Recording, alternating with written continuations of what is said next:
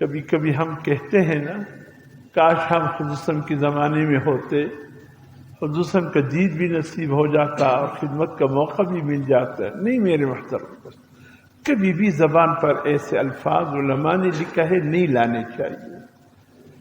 وہ اصحاب رسول تھے جس کو اللہ نے چن لیا تھا.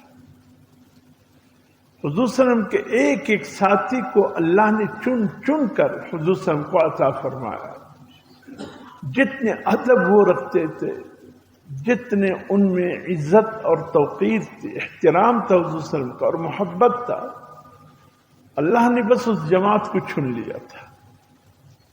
پتہ نہیں ہم اس مقام پر